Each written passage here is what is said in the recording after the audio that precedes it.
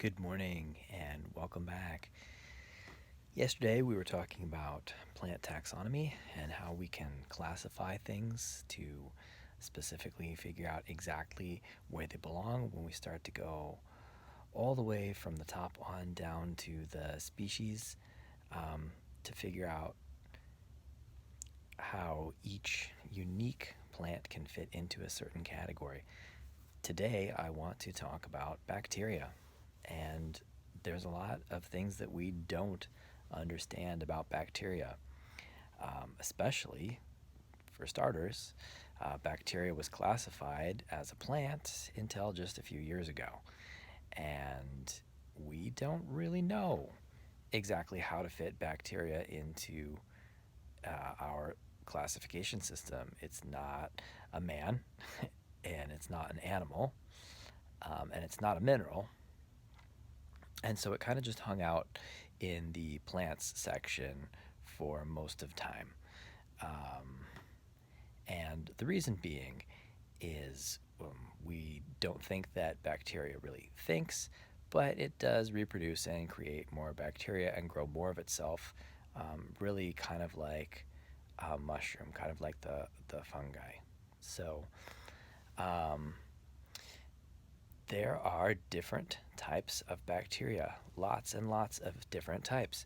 If you picked up a handful of soil, and you might have done that in your project yesterday, you probably picked up millions and millions of different types of bacteria.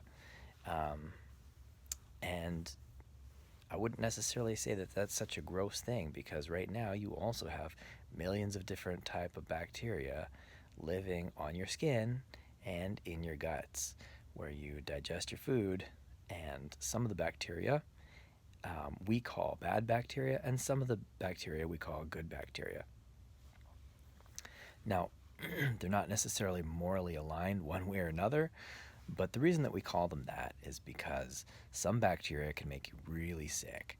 Um, and some bacteria you need to survive. Without bacteria, you wouldn't be alive, because there are certain things you wouldn't be able to digest. There are certain vitamins you wouldn't be able to form that are absolutely necessary to every cell that you have in your body. So you do need bacteria, absolutely. Interestingly enough, we can feed our good bacteria, and we can starve our bad bacteria if we try. So we'll get into this more in 7th grade when we study humans and what makes us up. But I think it's a really good thing to address for now, is you can actually take a supplement called probiotics, which are sort of these gut-friendly bacteria that help you digest food. They help break certain things down. But you can also feed yourself a bunch of sugar. And sugar actually feeds those, what we call bad bacteria, in your gut. So the more sugar you eat, the more of those nasty bacteria are going to build up in your gut and create all sorts of problems for you. And that's a good thing to know for life. And I'm not saying never, ever, ever eat sugar again. But it is good to limit the amount of sugar that you eat, and also eat things to balance out that sugar. There are things that can really help to regulate the good bacteria levels that are in your gut as well.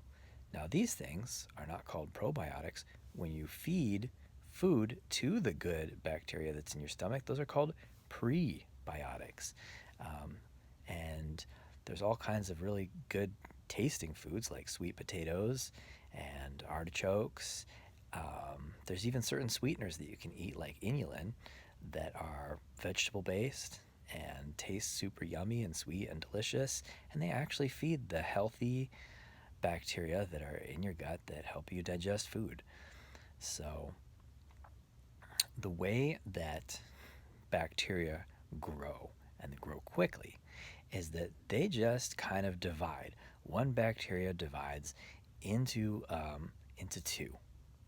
Now that there's two, each of those two are going to divide into two. So now there's four. Now each of those four are going to divide, each one's going to divide into two. So now there's eight. Now each of those eight is going to divide into two. They just split themselves again and again and again. So that's going to split into 16, and then 32, and then 64, and then 128. And you see how this is going to escalate very quickly.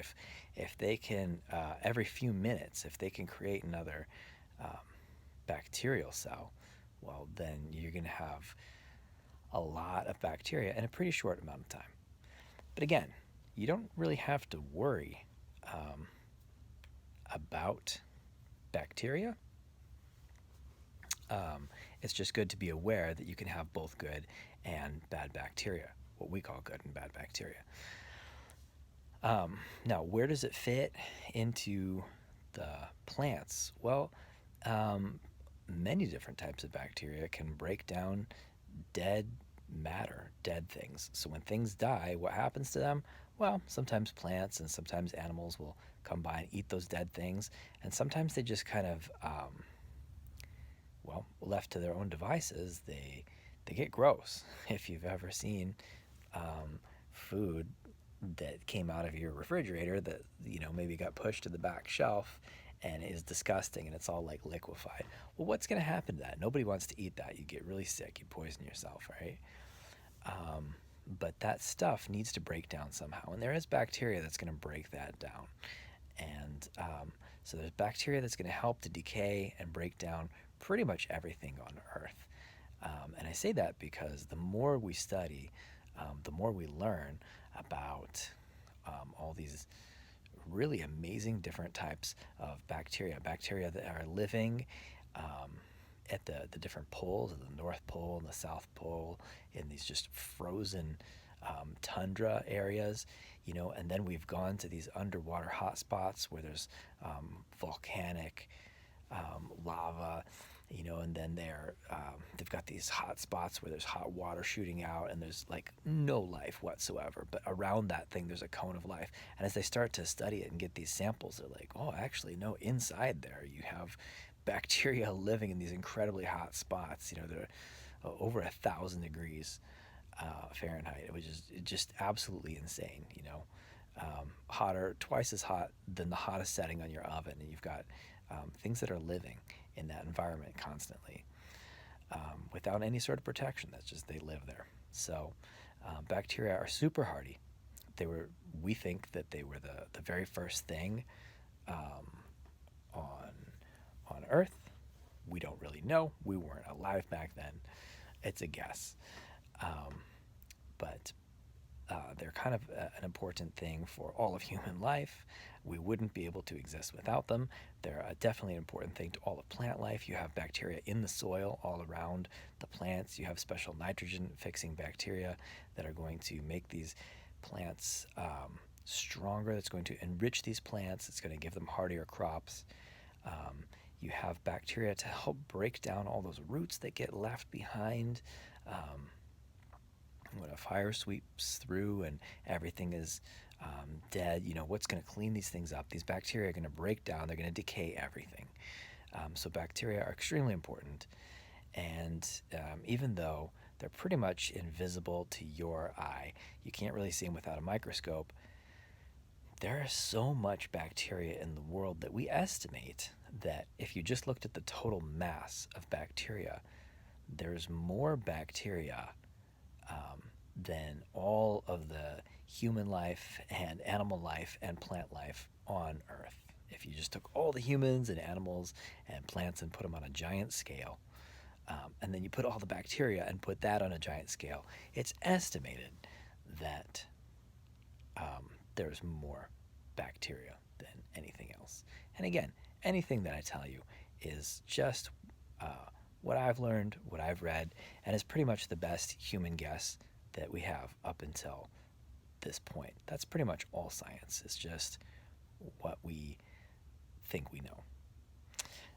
On that note, I urge you to not panic about bacteria, and don't use an antibacterial soap, because an antibacterial soap is going to kill all the bacteria on your hands. It's going to kill all the bad bacteria, but it's also going to kill all the good bacteria. So yes, definitely wash your hands, use soap. I'm not telling you don't use soap. Absolutely, wash your dishes with soap. That's essential. But antibacterial soap does tend to kill the good things and the bad things. And when you kill them both, you can really damage your skin, and you can basically create an opening for the bad bacteria to take over. There's a constant state of flux between those good and bad bacteria. And so if you kill them both, you can just create an opening for the bad bacteria to come back and take over the whole system. And it's the same thing when you take antibiotics. There's a very specific purpose for antibiotics. If you're fighting off a particular infection of one kind or another, it's an essential thing to help you fight off that infection. When you take that antibiotic, though, it's going to kill all of the bio stuff in your body, all the biotics, all of this biological activity. It's just going to kill it. It's going to kill all the good stuff in your gut, and it's going to kill all the bad stuff. So if you're having a rampant infection of some sort, it's going to help to heal that, but it's also going to kill off all those good, helpful, healthy bacteria that are helping you to digest things. So it's essential to not only eat well and drink lots of water and help to rebuild that colony.